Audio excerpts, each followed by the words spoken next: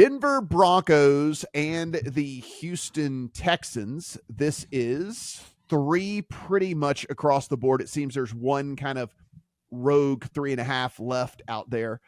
47.5 is the total. The reason this is come off of that other side of 3 is we're trying to wonder who the Texans are going to have to throw the ball to. We know Tank Dell's been limited in practice.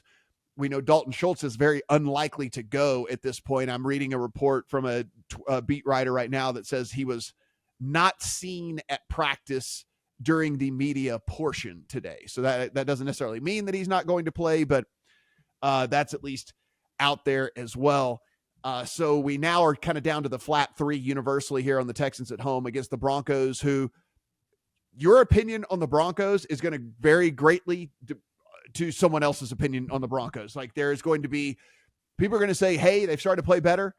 And there's going to be people who point to like, oh, it's turnover variance. And there's going to be some people who say like, those other teams are just not playing optimally to be. So there's a whole lot of different opinions here on this Broncos team, which is pretty interesting because I'm glad that I'm able to have this discussion with you guys because I want to see which side of the fence you're on here with the Broncos squad. But interesting game all around because as you talked about earlier, Adam, like as the Colts are are squarely in the playoff hunt, as are the Houston Texans.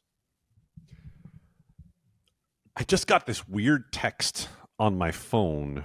It says Chase Bank, Denver. Oh crap, it's a fraud alert.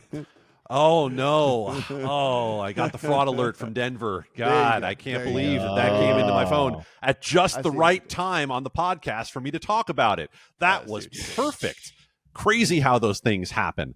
They've won 5 in a row, and I love the fact that they've beaten a couple of very good teams along the road in Kansas City. Patrick Mahomes had the flu, and Buffalo right before everything got real wonky up there. But what has been real among the fraudulent wins for the Denver Broncos is that the defense has been very, very good and a lot better than it has been the rest of the year. And by the time you take the 70-point game against Miami out of the equation, your numbers overall on Denver's defense look a lot better. They have allowed in the last 5 games during this win streak 17, 9, 22, 20, and 12.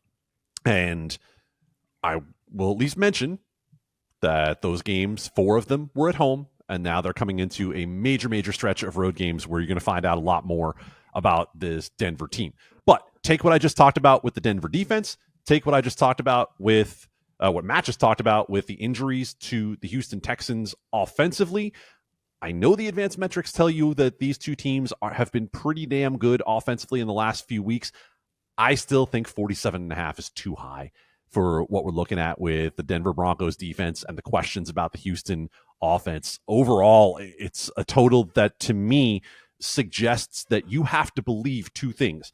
One, you have to believe that CJ Stroud is going to be more first 9 to 10 weeks CJ Stroud than he has been the last couple of weeks. You also have to believe that this Denver Broncos offense is fixed, and I really don't think they are. If you look at the passing EPA versus success rate numbers, it is a major skew right now to EPA over success rate, meaning it's been a lot of explosive plays that have gone the way of the Denver Broncos in order to create this offense for them. And as much as it's possible that they have that in them, it's just not a repeatable thing that I want to be betting on. So under 47.5 for me.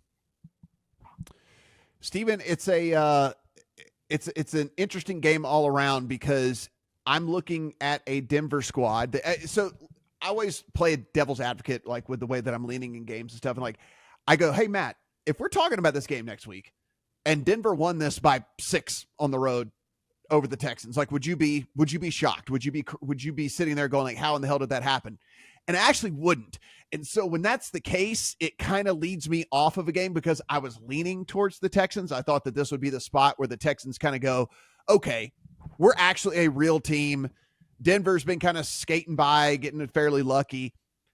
But that possibility, like that game outcome, is actually not out of the realm of possibility for me. And so with that being the case, I'm going to go ahead and pass on it, but I'm interested to see how you're looking here at Denver and the Texans.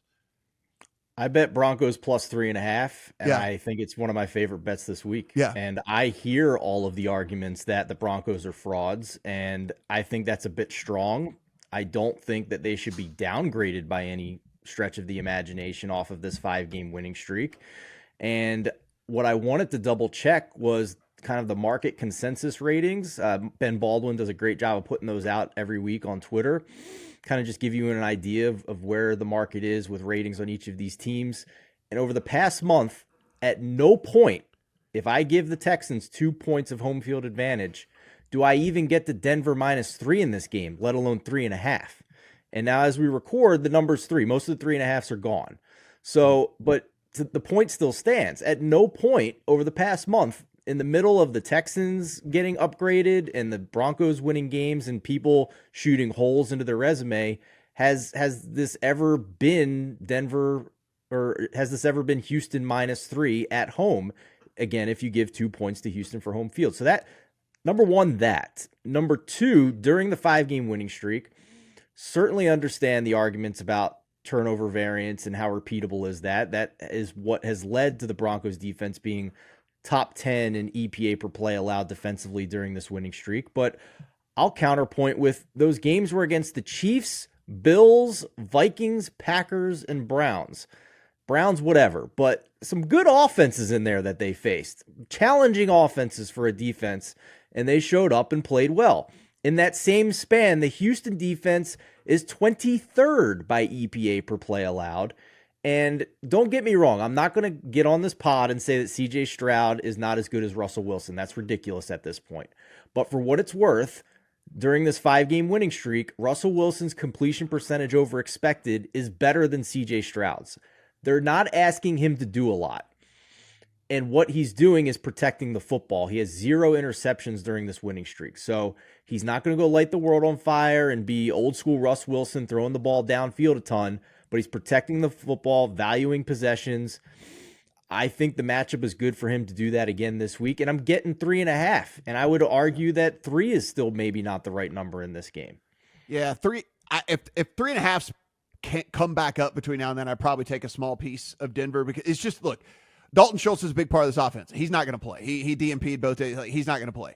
Noah Brown's missed the last 2 games, still limited in practice. He may or may not play, but he's not going to be 100%. Tank Dell, DNP Wednesday, limited practice on Thursday, and it's a calf injury for a wide receiver that relies on his speed and his quick twitch and all the things like that. So it's just not trending very well for the Texans right now for me, from an offensive standpoint, right? And so we know the defense can be had. We've seen the defense get torched all year long. So it's kind of like, if they can't fight back, because that's like basically what the Texans are, right? It's yeah, our defense gives it up, but our offense is good enough to fight back. Like, we're going to be able to go kind of blow for blow with you, but without a 100% Dell, no Schultz, maybe not Noah Brown, but he's certainly not going to be 100% either.